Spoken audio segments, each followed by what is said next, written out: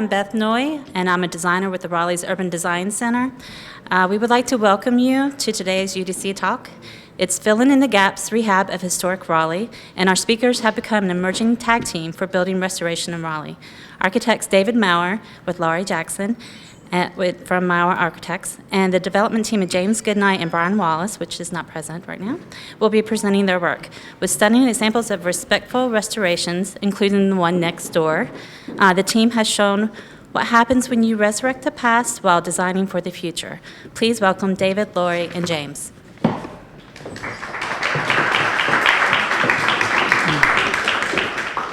Well, thanks for having us today. I hope that this will be not only informative but also entertaining. And in case anybody's confused, this is James Goodnight. This is Laurie Jackson. Laurie's really the one that does all the work in our office for these projects, so I want to give credit where credit's due. So filling in the gaps, what we want to try and talk about today is not just about renovating older buildings. A lot of people can take historic buildings and renovate. There's a lot of quality work and examples of that, not only in our city but around the state. What I found particularly fascinating about the work that we've been doing together is all of the fringe aspects of projects like that. So it's not just about filling in the gaps of the buildings and the historic preserve in our, but it's also about the people that get involved, the social aspects of it, and the cultural aspects, which I hope that we'll be able to share with you today. And it's just been an incredibly exciting run for the last several years. So we'll start off by talking about the Death and Taxes building, which is just right around the corner here on Hargett and Salisbury.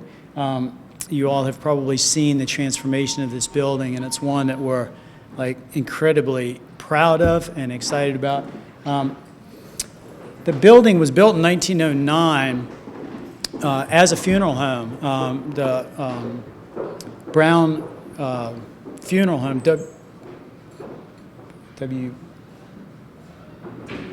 W.H. Brown, right, William Henry Brown. That stayed, and actually the Brown Funeral Home was around, it actually started in Raleigh in 1828. So when they built this, they had almost been around for already 100 years. So what was really cool about it, the main floor of the building was sort of the public space for the funeral home. The second floor was where they actually sold the coffins, sort of the retail space. The embalming actually happened on the third floor, which was really pretty cool. And there's a basement. So there was somewhere actually, there's a replica in this museum of the crane that actually sat out there to take the coffins out of the windows and then down to the street below. James was just telling a story the other day about the 1919. The Spanish flu hit Raleigh, and they started storing the bodies over at the Raleigh High School, and they transferred them over to the basement of this building, which is all important to what I'm going to get to in a little bit. So in 1928, they merged with the Wynn family, which is now why we have the Brown Wynn Funeral Home. They sold it to a bank. It became a bank up until the early 70s, which then Fidelity Bank bought it from them and did some other renovation to it, and then has been vacant up until, it was vacant about 8 or 9 years ago until James purchased it and we started the renovation. So here's some really cool H.J. Brown coffin house.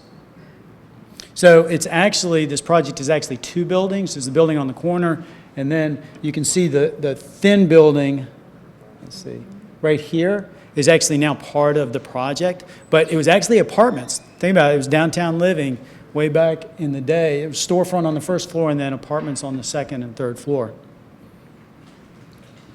There's a great picture in 1939 and Christmas time. Beautiful building. So then in the early 70s, Fidelity Bank bought it and wanted to renovate, and as you did back in the 60s and 70s, you covered up a lot of the historic fabric, and the maintenance was a problem, and the style of the period was much more cleaner lines.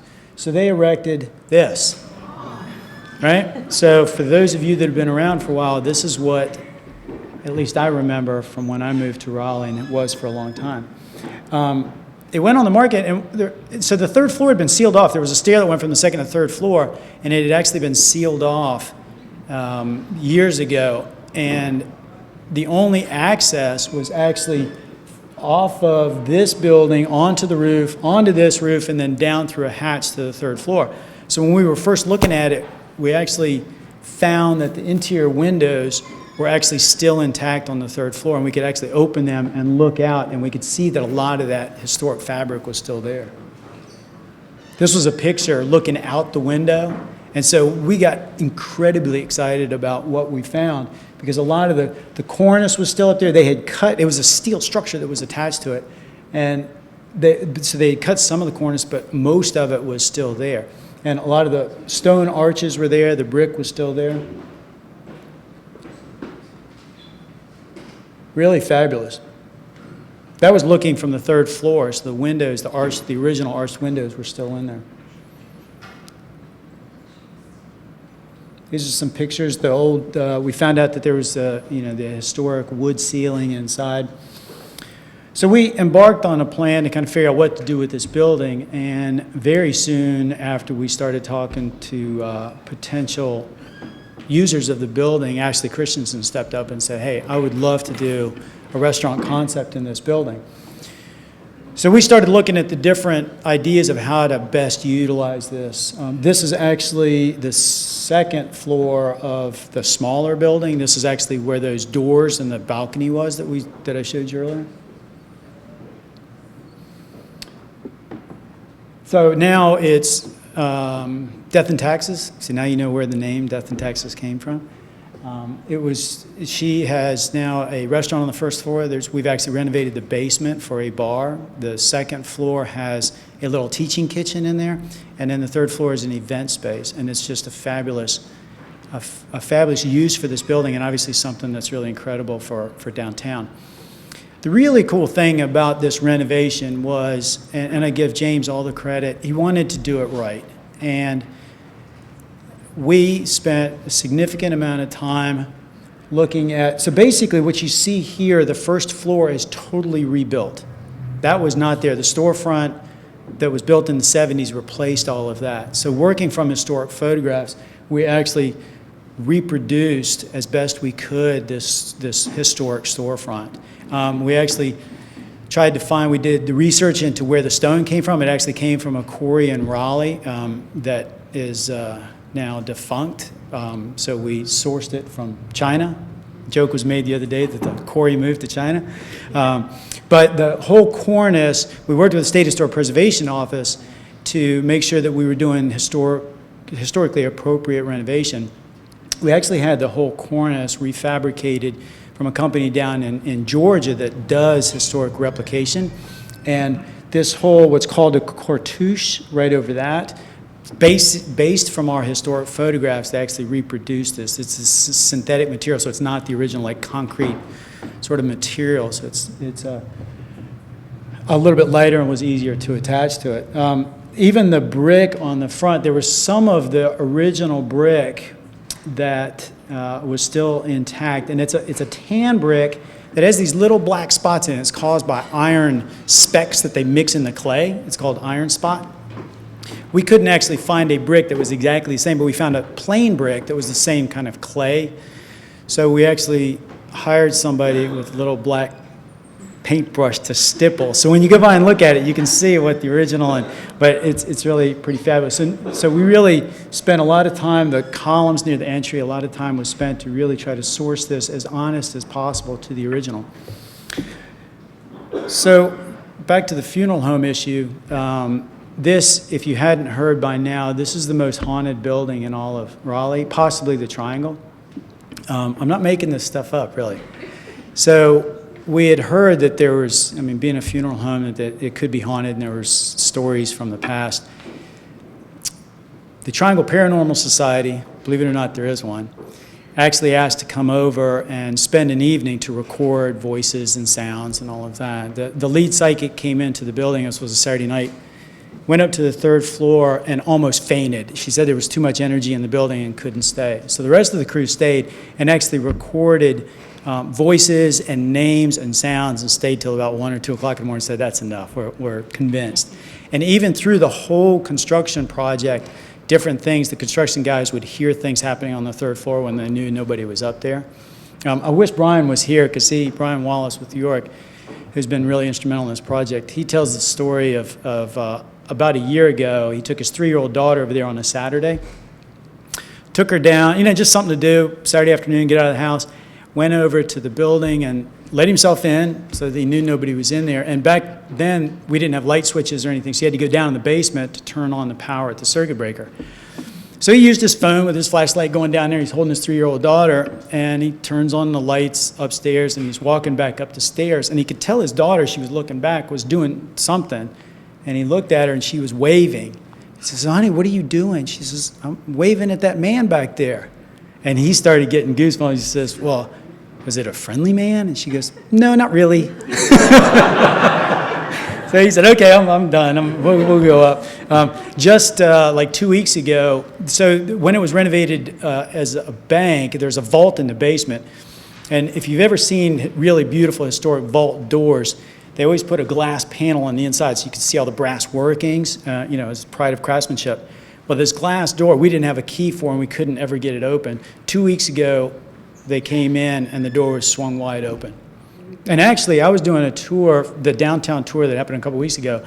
James and I were in there, and people were flowing in, and we were doing the stories. And all of a sudden, the hood over the cooktop turned on, and we could not turn it off. So I don't think the ghosts liked my stories or something. It finally turned off about a half hour before we were done. So we were screaming over the fan, but we couldn't even turn it off. So it's been a fascinating project. There's a picture of the cartouche. And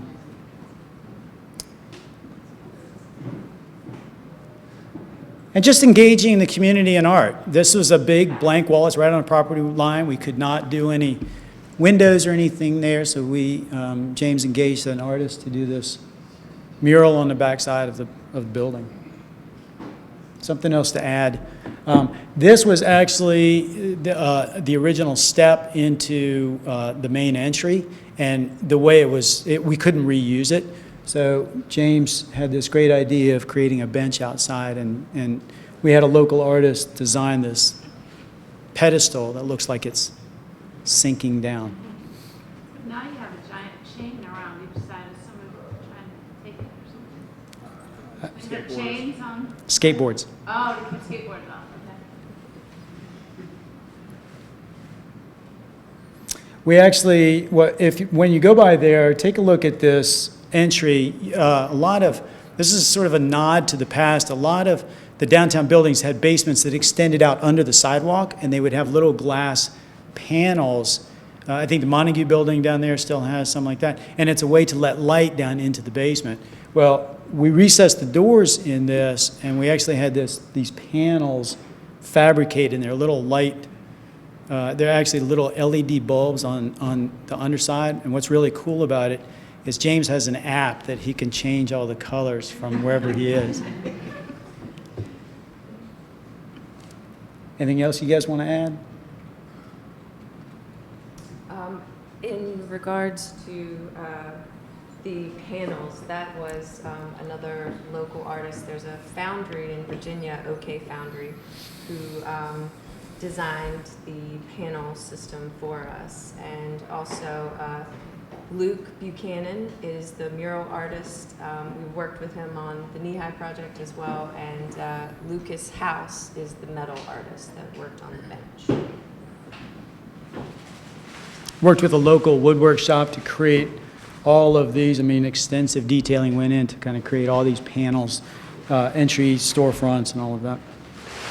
So if you look real carefully, you can kind of see this is some of the original iron spot, and then this is the new, the little specks. Keeping some of this story, this was the depository that was put in with one of the banks. There's a couple shots of the inside.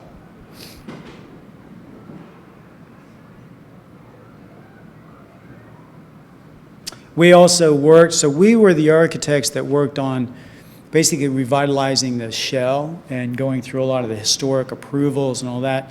We worked, Ashley worked with Louis Cherry to do all of the interior finish selections and layout of the bar. So it was a real collaborative approach with a lot of people to get this to happen.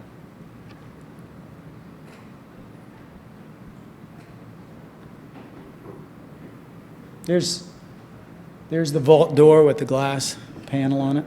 That is now a wine cellar down in the basement.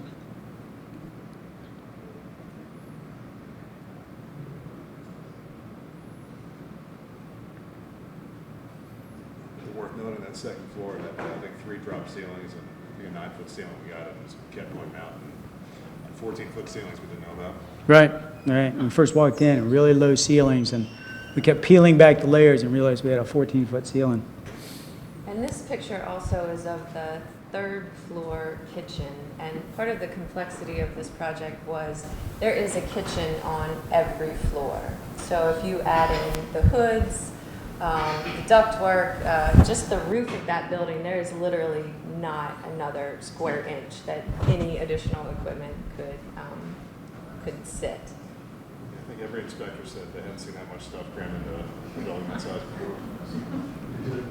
There's actually, and we also put a small roof deck on top of the small building. So this is the 3rd floor space. So these are the original windows. We did reinstall the wood ceiling to match what was there before. Anything else on that? That's good. So this is the previous project. We didn't know the architect or the designer of the building, but the next couple ones we did actually. We were fortunate enough to. I'm sorry.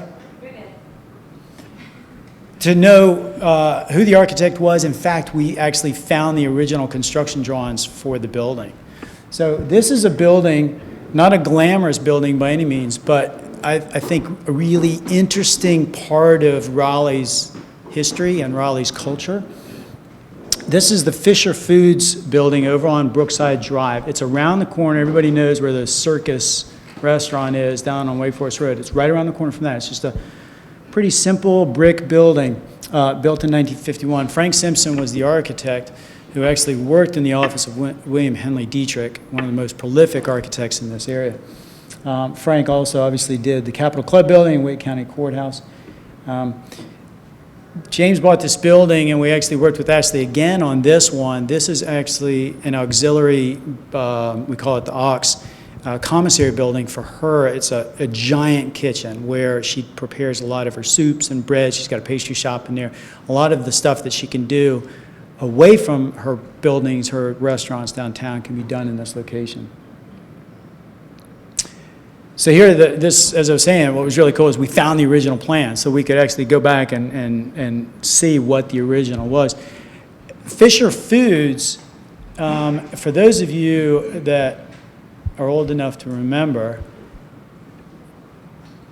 the little triangle sandwiches in the plastic containers in gas stations was Fisher Foods. And that was actually started, so the Rose Garden area over off of Hillsborough Street was originally a racetrack. And what we think is, well, we know that Fisher Foods started in a house right off of the Rose Garden. So we are surmising that actually the woman that started it started making sandwiches for all of the people that went to the track. And it got to be so big that they actually built this building for Fisher Foods. So this was the original Fisher Foods building up until about 10 years ago. So traveling across the country, if you ever ate one of those little triangular sandwiches, you know where they came from. Elevations, really fascinating. He did a lot of schools. The architect designed a lot of schools around the country, so it's clearly evident of it looks kind of like a school. In fact, Ashley's office is in the principal's office. But it was a food preparation building, so it was set up ideally for what we wanted to do.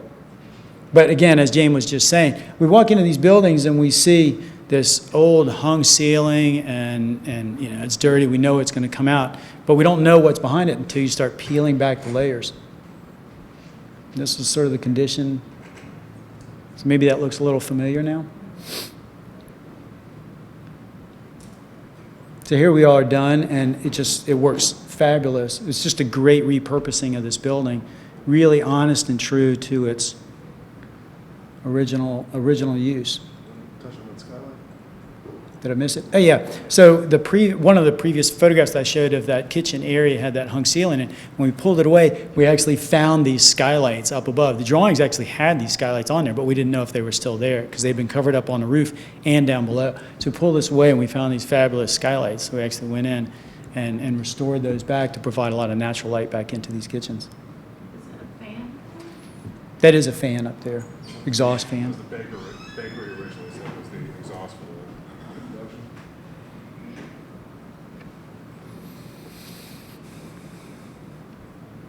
So moving on, Nehi, Hillsborough Street. William Henley Dietrich, just a phenomenal guy. He built and designed buildings all across the state of North Carolina, ranged from really classical buildings, Broughton High School, to really modern buildings. And you can't say that when you look at his body of work, there's any consistent style. And he made an effort, actually, of hiring the most talented people right out of the School of Design and let them actually do a lot of the design work. So his firm, as you watch it, was really fascinating because it evolved through the time and really kept up and was never stuck in one period of time. So this building, 1940, we actually found the original drawings for. What's fascinating about this building is that it actually is one of the first international style buildings like in the Southeast. It was really recognized as a new design, a new stripped of all detail, honest to the international style, all the rules and everything, but it was so early that it was published in a lot of magazines.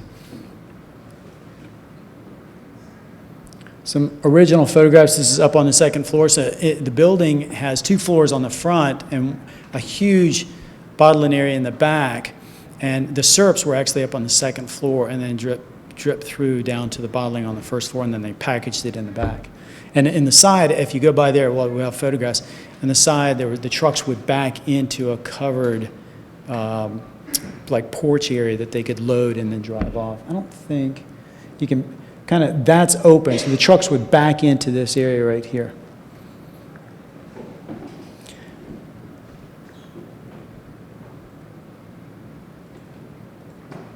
Actually, part of the design of that building, it did include the arcade, but I think that Dietrich actually designed it so the trucks could pull all the way through the building and then leave via Henderson Street. So that was part of the renovation work that we did. We opened up a truck bay on the rear. You'll see in some of the upcoming photos of there's a lot of really thoughtful design details. This building was also one of the first in the area to use this black tile that's along the bottom. It's a black glass called Carrera glass, and it was one of the materials that was being used with this international style. It was one of the first in this area to actually use that. And unfortunately, a lot of it had been damaged. This is one of the reasons it didn't attract the buyer for a while. A little sort of a personal attachment to this building. I served on the Raleigh, it was the Historic Districts Commission at the time, back in the 90s, and we were on a big push to get a lot of Raleigh historic landmarks designated. And the advantage, for those of you that don't know about being a Raleigh historic landmark, is that you get a 50% tax deferral on your property for as long as it stays a landmark. If it ever loses landmark status, you actually owe everything in back taxes. But it's an incentive that is really worth the city keeping, and actually is an incentive for people to buy and fix up buildings to keep them as landmarks. So on to toot the horn of the Raleigh Historic Development Commission, we recognized certain buildings that were in this sort of state. And if we didn't do something to try to save these buildings, offer some sort of incentive, we could lose this rich history and this culture that we have. So I was chair at the time, and I had the privilege of presenting this building to the city council in the late 90s. And at the time, it was Tom Fetzer and Paul Coble, fairly conservative council that we had, and I had to present images like this to say this is a Raleigh historic landmark. So you can imagine sort of the eyebrows going up. And when I explained the importance of this building, not only architecturally with this international style, but also the tie to Nehi and our industrial development, and just Nehi is a great drink. They actually said, it's worth looking at, and you might have been on the, no? So, and so they realized that, yes, we need to offer an incentive for somebody to buy this and fix it up. So it was granted landmark status. So it stayed in this condition until James bought it. This was the inside. Somebody had actually bought it before and tried to renovate it for a bar, got ways into it, and then abandoned the plan. So they had taken out the second floor structure altogether. So we just had this steel frame that was still in place. But you can see this was actually a little bit more of the cleaning out had been done. It had been used for storage for years. And this is actually a good time to, since we're talking about incentives, one of the biggest things, and there's a bill in the House right now, it's in the budget for the historic tax credits. I can't say enough about what sort of incentive that is for renovating historic buildings. We have done numerous projects all across the state, and I can tell you a lot of buildings would not have been done without that tax credit. And I won't get into too much of that detail now, but we're hoping that the state tax credit will come back. The federal offers a 20% federal tax credit on the rehabilitation cost. The new budget is allowing for a 15% credit. So you get 35% back on the investment in your property, which actually helps. They know recognizing historic buildings are more expensive. So we actually, this one, just like death and taxes, were tax credit projects. So we work with the State Historic Preservation Office about what we can and can't do. Numerous phone calls and discussions with them about what to do. So here we are restored. One of the things that we wanted to do here, we obviously had the original photographs, original drawings, so it was easy to go back to try to recreate what was there.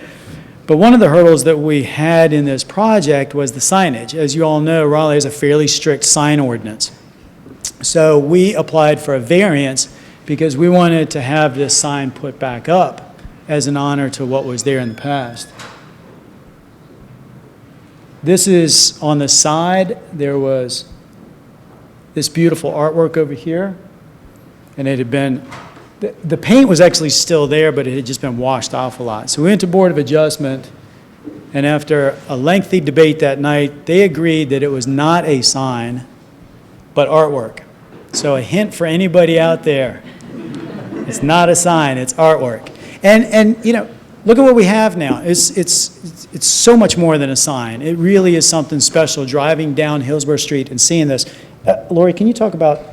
A long process, well worth the time and effort that we put into it, but we did have the precedent just right up the street here, the Boylan Pierce building, of restoring that historic signage. So we felt like we had a good case to make, and in the end, the Board of Adjustments did agree. But Luke Buchanan was the artist who recreated this, and it is a testament also to his precision and kind of determination to really recreate this as it was. So he took that historic photograph and actually gridded the design out and then went back and painted each individual grid. So this is very, very true to what was on the building. We actually found also some of the original paint, so we were able to match the colors to what was original as well.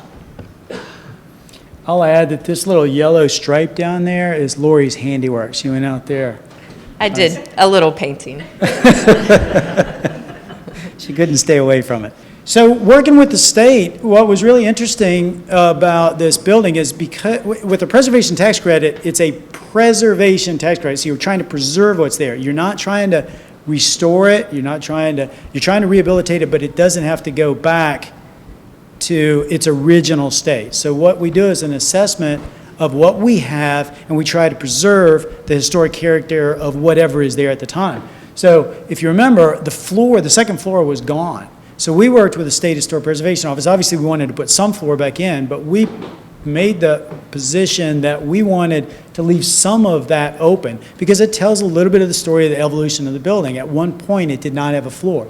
So they were in agreement that we could leave this one bay out. So we have this tremendous two-story space when you walk in, and these mezzanines really on both sides. This is looking toward the front door. Hillsborough Street is right out here.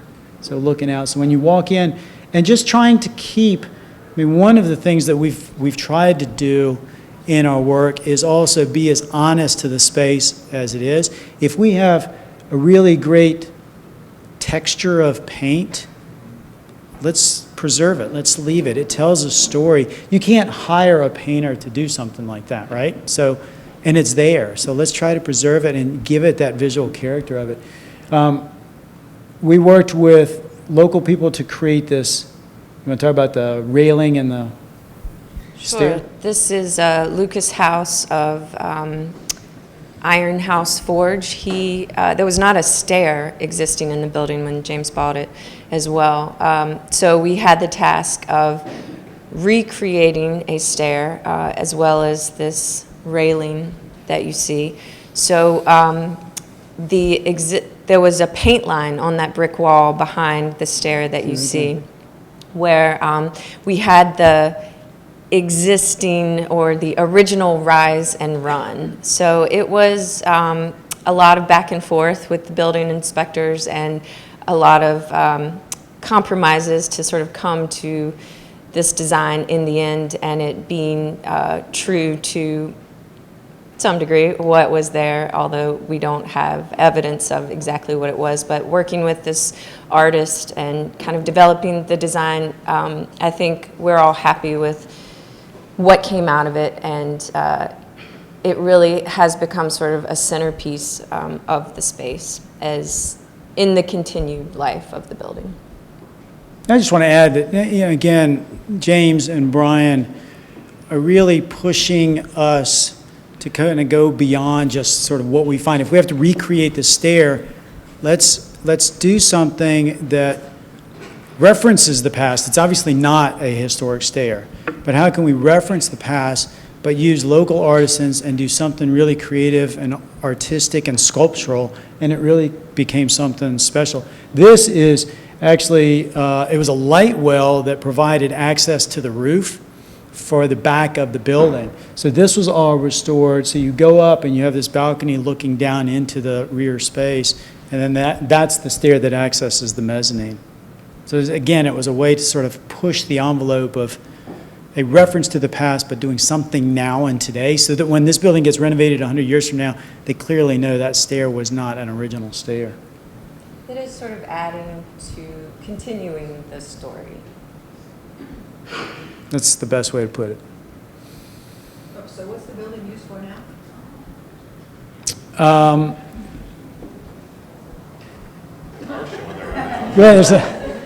It's what we can and can't say. There's an art exhibit right there. It's been used for event space, but we're hoping to be able to announce a potential use for it soon. Yes. Can you address how you dealt with wheelchair access in this building and then the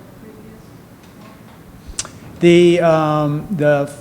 All the main floors, well, actually all of them. So Death and Taxes has an elevator. It's sort of behind the kitchen. It's not in a public area, but it is accessible by the public. So if somebody comes in a wheelchair, it's tight. It's a historic elevator, but somebody can fit in there and access all the floors.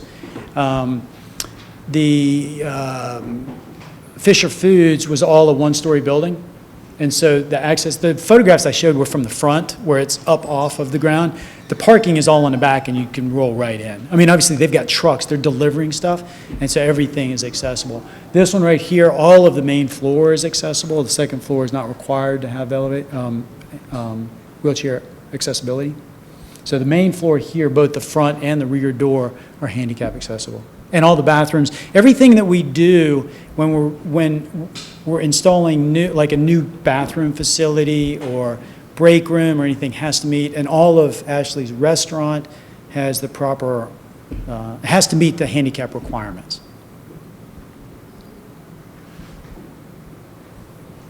So the next project is over off of Jefferson, which is on Jefferson, right off of Glenwood, north of Peace Street. One of the fascinating things, this is a fire station right in the middle of a neighborhood. One of the things that I learned years ago, Dan Becker actually told me this, that one of the reasons that Raleigh's fire insurance rates are so low compared to the national average is way back when city planners started a long time ago and developments were done, there was a community fire station in almost every neighborhood. And that kept insurance rates down because the response time was so much quicker. Now, we've lost a lot of them, but this is just an iconic small neighborhood fire station that was only supposed to serve the immediate neighborhood. It was also designed to blend into the neighborhood. It was supposed to fit in. It's masquerading as a modest brick bungalow, but you can see on the right side, those are that is the truck bay. So we have a slide of the plan a little further on, and that is original signage there over the bay. How cool is that?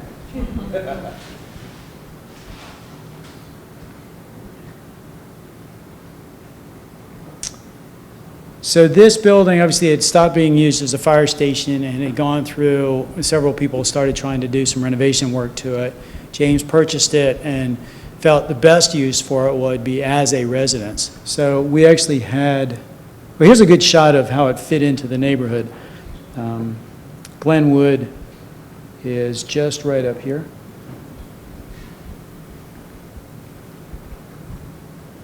So that was the original plan, and in working with the design, it actually worked pretty interesting in that the apparatus bay had the higher ceilings, big open space, and the way people are living today, they want the big open living space. And then the officer sleeping quarters were natural bedrooms. So obviously we had to tuck in. So we ended up with a plan for a 2-bedroom, 2-bath house. Oops. So we've got, and we even, the day watch room, which would be today's equivalent of a study, we have in the front, which would be out on the front of the street. We've got the 2 bedrooms, we tucked a bath in here, and then a master suite, which corresponds with the bathroom back there. And then up on the kitchen area, we tucked a little break room and bathroom. Really great use.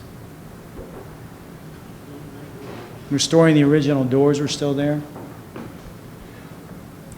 And this is another example of in the continued life of the building. During the renovation, all the original wood windows are still in place at the fire station, and this window on the side over the truck bay is located in the gable. When they had torn out the existing flat ceiling and found that the sash was still intact, had it reglazed, James and I were talking about it was just a shame to cover that back up underneath the flat ceiling. So we ended up framing out the gable there. This is over the truck bay, so it changes the space dramatically, and that is just a good example of, you know, while being true to the building and trying not to mess it up, we also, when we see those opportunities to add a new element, we take them.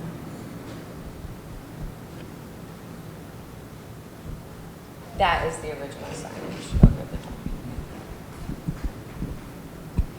Again, you see the plaque right over here. This is also a Raleigh Historic Landmark.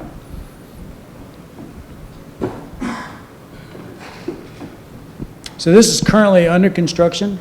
Kind of gives you a space. This is standing at the door looking toward the back. The little breakfast area and laundry is up in there. These are the 2 doors into the bedrooms off to the side. And the kitchen will be tucked into here. You got dining, and then the front whole space is the living space.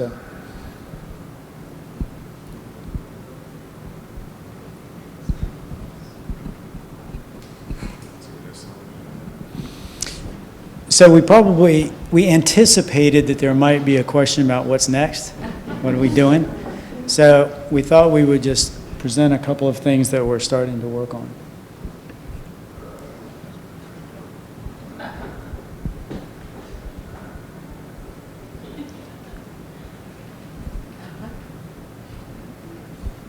We're doing this on purpose, of course. But also, what's really cool is we're seeing things in future projects that are just huge opportunities. You know, this grate right here, think of like some of the work we're doing and that James and Brian are pushing us to do, finding an artist to do something really cool with this grate. You know, it's an opportunity to add back to the history and the culture of Raleigh. Skylights, what do we do with the skylights? What kind of opportunity do we have there? What do we do with these open trusses? This is going to be an awesome space. Come back in a year. This is an original overhead door that's probably 18 feet wide, 12 foot tall, original door. All wood. Anything else? Well, thanks for having us today.